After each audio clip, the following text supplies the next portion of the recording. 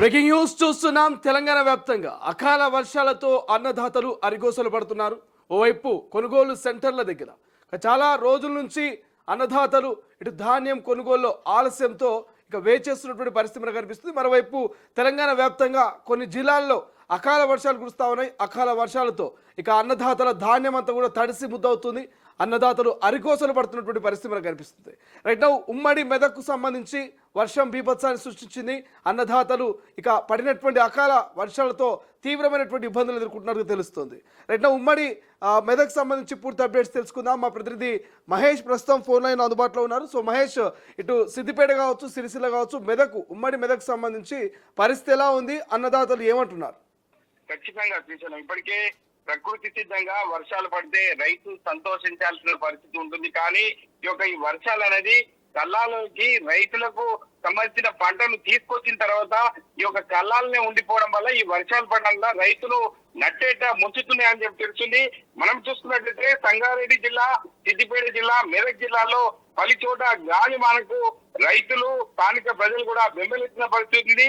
సంగారెడ్డి జిల్లా వట్పల్లిలో 6.2 సెంటీమీటర్ల వర్షపాతం నమోదు కాగా, సిద్దిపేట జిల్లా రాయపూల్ మండలం బేగంపేటలో 3.2 సెంటీమీటర్ల వర్షపాతం నమోదైంది.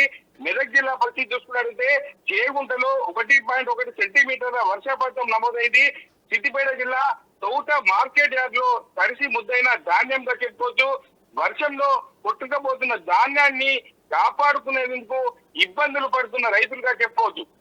అదేవిధంగా మెదక్ జిల్లా అల్లాదుర్గ మండలం బైరంజిబ్బ గ్రామంలో ఈదురు గాలులకు దాటికి ఎగిరిపోయిన ఇంటి పైకప్పుగా చెల్లాచెరుగా ఎగిరిపోయిన ఇంటిలోని వస్తువులుగా చెప్పుకోవచ్చు. వర్షానికి తడిచిపోయిన వరి ధాన్యం కావచ్చు, అల్లాదుర్గంలో రోడ్డు కోటంగా నేల కొరిగిన భారీ వృక్షం కావచ్చు, గోడౌన్ కప్పు ఎగిరిపోవడంతో తడిసిన ధాన్యం బస్తాలుగా చెప్పుకోవచ్చు. అంటే ఇది ఒకటే కాదు, సంగారెడ్డి జిల్లా ముత్తైదులో ఇండ్ల మధ్య నేల కొరిగిన భారీ వర్షం వృక్షంగా చెప్పుకోవచ్చు.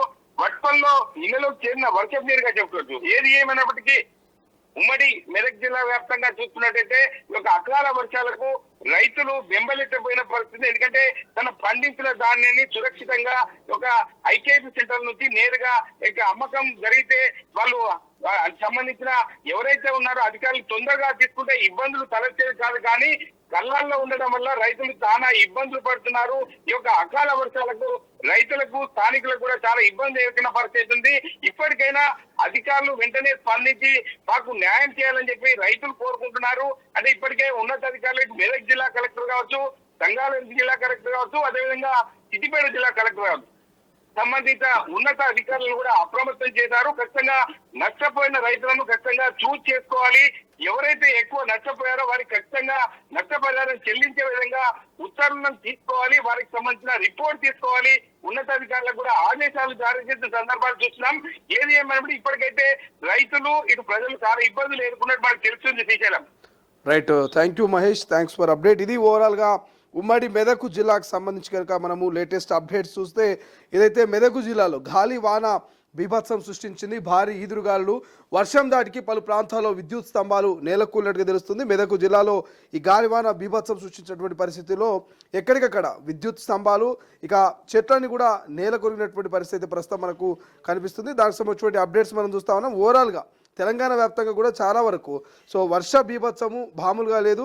సో ఎక్కడికక్కడ రైతన్నల్ని అరిగోసలు పెడుతుంది. ఈ అకాల వర్షాలతో రైతన్నలు ఇప్పటికే కోసినటువంటి ఏదైతే పంట ఉంటుందో, ఇటు మొక్కజొన్నలు కావచ్చు, లేకపోతే వరి కావచ్చు, వీటన్నిటి కూడా ఐకేపీ సెంటర్ల దగ్గర తీసుకెళ్లారు. బట్ ఐకేపీ సెంటర్ల దగ్గర కొంత గోనె సంచుల కొరత కావచ్చు, లేకపోతే ఐకేపీ సెంటర్ల దగ్గర రాష్ట్ర ప్రభుత్వం కొనుగోలు ప్రక్రియ ఆలస్యం కావచ్చు. సో వీటన్నిటి వల్ల కూడా చాలా వరకు రైతన్నలు ఇబ్బంది పడతా ఉన్నారు. సో ధాన్యానికి సంబంధించి ధాన్యం కొనుగోలు వేగవంతం చేయాలంటూ కూడా రైతన్నలు అక్కడక్కడ రోడెక్కుతున్న పరిస్థితి మనకు కనిపిస్తుంది.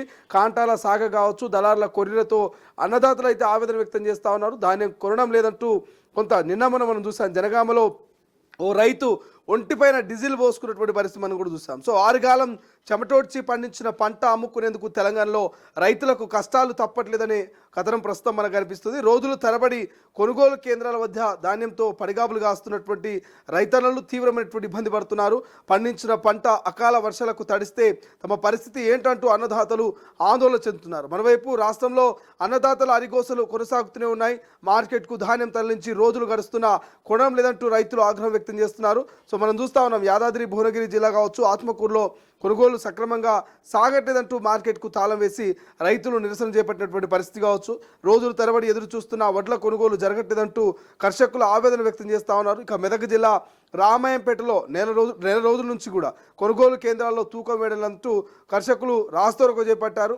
కాంటాలు వేయక, లారీలు రాక, సరుకులు మరి కళ్ళల్లో ఉండిపోతున్నాయంటూ కూడా ఆగ్రహం వ్యక్తం చేస్తున్నారు. ఇట్లా యావత్ తెలంగాణ వ్యాప్తంగా ఎక్కడెక్కడైతే వరి ధాన్యం ఎక్కువగా పండుతుందో అక్కడ ప్రతి ఒక్కరి ఇబ్బంది ఇది. అండ్ వరితో పాటు మొక్కజొన్న రైతులది కూడా అదే పరిస్థితి.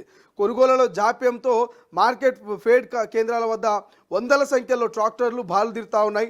మహబూబాబాద్ కావచ్చు, మహబూబాబాద్లోని తొర్రూరు ప్రాథమిక వ్యవసాయ సహకార కేంద్రం వద్ద మొక్కజొన్న లోడులో ట్రాక్టర్లు వరుసగట్టినాయి. 6 గాలం కష్టపడి పండించిన పంటను అమ్మకానికి తెచ్చిన రైతులు రోడ్లపై రాత్రి పగలు తేడా లేకుండా పడిగాపులు కాస్తూ ఉన్నారు. ఇక మెదక్ జిల్లా శివంపేట మండలం చెన్నాపూరు, చిన్నగొడ్డి ముక్కల కొనుగోలు కేంద్రాలని ఇక సందర్శించినటువంటి నర్సాపూర్ ఎమ్మెల్యే సునీతారెడ్డికి సంబంధించి కూడా అధికారులు తీవ్రమైనటువంటి ఆగ్రహం వ్యక్తం చేస్తున్నారు. తరుగు తేమ పేరుతో రైతుల కష్టాన్ని నిండా దోస్తున్నారంటూ కూడా ఇటు ఆగ్రహం వ్యక్తం చేస్తున్నటువంటి పరిస్థితి. మరోవైపు వడ్లు అమ్ముకుందామని కొనుగోలు కేంద్రానికి వచ్చిన ఓ రైతు గుండెపోటుకు గురై మృతి చెందాడు. వరంగల్ జిల్లాకు సంబంధించిన నెక్కొండ మండలం అలకానిపేటకు చెందినటువంటి వెంకటేశ్వర్లు 3 రోజుల క్రితం ధాన్యాన్ని కొనుగోలు కేంద్రానికి తీసుకొచ్చారు. ఉదయం సాయంత్రం వడ్లను నేర్పుతున్నారు. పైగా 2 రోజుల క్రితమే తనకు ఛాతీలో నొప్పిగా ఉందని తన భార్యకు చెప్పారు.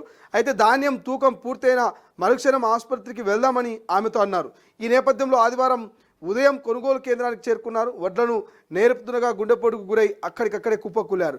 గమనించిన తోటి రైతన్నలు స్థానిక ఆర్ఎంపీకి తెలియజేయగా ఆయన వచ్చి సిపిఆర్ చేశారు. అనంతరం ఆయన ఆలస్యం కావడంతో ఇక చనిపోయినటువంటి పరిస్థితి మనకు అనిపించింది. సో రీసెంట్గా ధాన్యం కాంట వేయడం లేదంటూ ఓ రైతు తీవ్ర ఆవేదనకు గురయ్యాడు. తన పిల్లలు పాఠశాల ఫీజులకు పెట్టుబడులకు డబ్బులు లేవని మనోవేదనకు గురయ్యాడు. సో తీవ్రమైనటువంటి మనస్తాపంతో తాను పండించిన ధాన్యం రాశిపై తన ఒంటిపై డీజిల్ పోసుకొని ఈ ఘటన జనగామ జిల్లా లింగాల గణపూర్ మండలం ఏనవ బావిలో ఆదివారం జరిగింది. సో వివరాలకు వెళ్తే గ్రామానికి చెందిన రైతు పొన్నం తిరుమలేష్ తాను పండించిన ధాన్యాన్ని ఏప్రిల్ 8వ తారీఖున కల్లంలోని కొనుగోలు కేంద్రంలో పోశారు.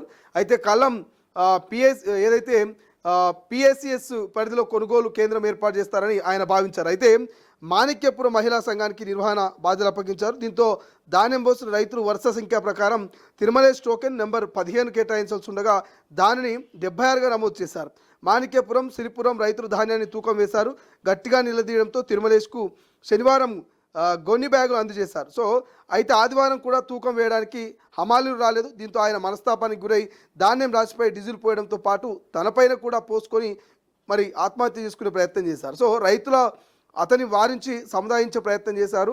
సో ఈ నేపథ్యంలో అధికారులు హమాలీలు స్పందించి ధాన్యం కాంట వేసినట్టుగా తెలుస్తుంది. ఇట్లా ఒక్కటాని కాదు, తెలంగాణ రాష్ట్ర వ్యాప్తంగా మనం పలు జిల్లాలకు సంబంధించిన అప్డేట్ చూసాం. ఇటు వరంగల్ కావచ్చు, మెదక్ కావచ్చు, సిద్దిపేట కావచ్చు, సిరిసిల్ల కావచ్చు, మహబూబ్ నగర్ కావచ్చు, ఇట్లా ఏ జిల్లాకు పోయినా ఏమున్నది వినడానికి అన్నట్టు రైతన్న గోస చాలా దారుణంగా ఉంది. ఒక్కో రైతుది ఒక్కో రకమైనటువంటి ఆవేదన, ఆయన యొక్క కన్నీటి ప్రస్తుతం మనకు కనిపిస్తుంది. ఒక్కో రైతు మరి అమ్మినటువంటి ఏదైతే కొనుగోలు సెంటర్కి తీసుకొచ్చిన ధాన్యం అమ్మితే వచ్చే డబ్బులతో మరి సౌకారికి అప్పు తీర్చాలని ఒక రైతు, లేదు ధాన్యం అమ్మితే వచ్చిన డబ్బులతో పిల్లల ఫీజులు కొనాలని ఇంకో రైతు, ధాన్యం అమ్మితే వచ్చేటువంటి డబ్బులతో ఏదో మరి కుటుంబంలో కొన్ని నిత్యావసర సరుకులు తెచ్చుకోవాలని ఇంకో రైతు. ఇట్లా ఒక్కొక్క రైతుది ఒక్కో రకమైనటువంటి మరి స్టోరీ ఉంది. వాళ్ళకి సంబంధించినటువంటి బ్యాక్గ్రౌండ్లో చాలా కష్టాలు ఉన్నటువంటి పరిస్థితి. సో అటువంటి రైతు ప్రస్తుతం పండించిన పంటను మార్కెట్లోకి తీసుకొచ్చాడు. మార్కెట్లో మరి ఈ పంట కనుక రాష్ట్ర ప్రభుత్వం కొనుగోలు చేస్తే వాళ్ళకి డబ్బులు వస్తే ఆ డబ్బులతో వాళ్ళ అప్పులు కట్టుకోవడమో, వాళ్ళ భార్య పిల్లలను మంచి చెడులు చూసుకోవడమో జరుగుతుంది. కానీ ఇక్కడ ఇటు ప్రభుత్వం నిర్లక్ష్యం కనబడుతూ ఉన్నది, మరోవైపు అకాల వర్షాలు ప్రభుత్వ నిర్లక్ష్యానికి తోడు అకాల వర్షాలతోటి రైతన్నను నిండా ముంచేస్తూ ఉంది. ఇటు వర్షాలు, ఇటు రాష్ట్ర ప్రభుత్వం నిండా ముంచుతోంది. ఒక్కసారిగా కొనుగోలు సెంటర్లో మరి సంచులో నింపినటువంటి ధాన్యం కావచ్చు, లేకపోతే ఎండబెట్టడానికి పెట్టినటువంటి ధాన్యం కుప్పలు కావచ్చు, అకాల వర్షాలతోటి తడిసి ముద్దై మొలకెత్తుతున్నటువంటి సిచ్యువేషను. సో ఈ రాష్ట్ర ప్రభుత్వం మమ్మల్ని ఆదుకోవాలి, మా కష్టాలను తీర్చాలి, రైతే రాజు అనేటువంటి వాళ్ళు ఒక్కసారి ఈ రైతు వైపు చూడాలంటూ కూడా వాళ్ళు ఆవేదన వ్యక్తం చేస్తున్నటువంటి పరిస్థితి మనకు కనిపిస్తుంది. రైట్ నౌ చూద్దాం రాష్ట్ర ప్రభుత్వం రైతన్నల కన్నీళ్లను ఎలా తురుస్తుంది, రైతన్నల గోసల్ని మరి ఎలా ఆదరిస్తుంది, వాళ్ళకి ఎటువంటి భరోసానిస్తుంది అనేది చూడాల్సిన అవసరం ఉంది. బట్ ఏదేమైనప్పటికీ రైతుల సమస్యలు మాత్రం తీరట్లేదు. రైతన్నలు కొనుగోలు సెంటర్లు, ఐకేపీ సెంటర్ల దగ్గర మాత్రం రోజులు తరబడి రాత్రి పగలు తేడా లేకుండా పడిగాపులు కాస్తూ తాము పండించిన ధాన్యాన్ని అమ్ముకోవాలంటూ సొమ్ము చేసుకోవాలనేటువంటి ఆలోచనలో వాళ్ళు ఉన్నారు. బట్ వాళ్ళు పండించిన పంటను కొనట్లేదు. అక్కడ దానికి తోడు అకాల వర్షాలు రైతన్నలు నిండా ముంచేటువంటి పరిస్థితి తీసుకెళ్తా ఉన్నాయి. కాబట్టి సో చూద్దాం దీని మీద రాష్ట్ర ప్రభుత్వము, అధికారులు, మరి మంత్రులు, యంత్రాంగం ఎట్లా స్పందిస్తుంది అనేది.